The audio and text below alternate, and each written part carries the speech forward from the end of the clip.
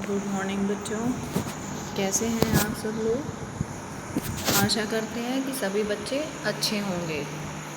और आप सभी बच्चों से मैं ये कहना चाहती हूँ कि जो भी लाइव क्लास में पढ़ाया जा रहा है प्लीज़ सभी बच्चे उसे पढ़ें, और जो भी होमवर्क दिया जा रहा है उसे अपनी बुक में या नोटबुक में करें।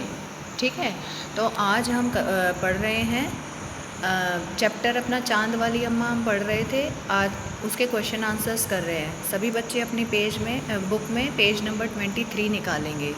उसमें देखो आपको बादल बने हुए नज़र आ रहे हैं, है ना। उसमें लिखा है कि जब बूढ़ी अम्मा उड़ी जा रही थी तो उन्होंने आसमान को हर तरह से मनाने की कोशिश की।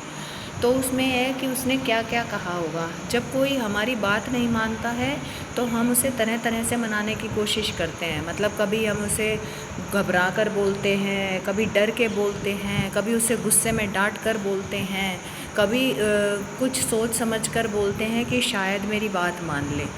तो वो ऐसे ही आपको 4 तरीके की स्थिति दी गई है कि बूढ़ी अम्मा जो है वो आसमान को कैसे मनाती है कि वो उसे छोड़ दे। जैसे सबसे पहला है घबरा कर। तो घबरा कर उसने क्या कहा होगा, उसने कहा होगा मैं गिर जाऊंगी, मत ले जाओ मुझे ऊपर। मतलब बूढ़ी अम्मा ने इस तरीके से कहा होगा ना कि डर गई, वो एकदम से घबरा गई, उसे समझ नहीं आया था, उसे एकदम से पता ही नहीं था कि आसमान उसे ऊपर ले जाएगा।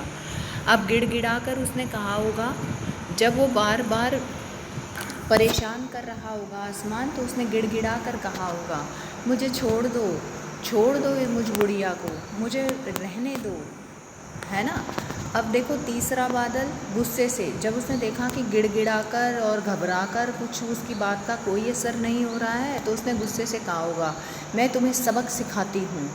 मतलब आदमी को जब होता ही है ना कि जब गुस्सा आता है तो वो कुछ भी बोलता है। अब उसने कहा तरकीब सूझने पर, अब उसने सोचा होगा अब मैं तुझे कभी नहीं मारूंगी। मतलब उसने इस तरीके से भी आसमान को कहा होगा कि मैं तुम्हें अब कभी नहीं मारूंगी। ठीक है, तो अब आप लोगों को क्या करना है, जो भी ये बादल के अंदर लिखा गया है आपको ये सभी अपनी बुक में लिखना है, और फिर बुक की फ़ोटो खींचनी है। ध्यान रहे नोटबुक में नहीं, सबको बुक में करना है, पेज नंबर 23। ठीक है, अब हम अपनी नेक्स्ट क्लास में मिलेंगे। Okay bye.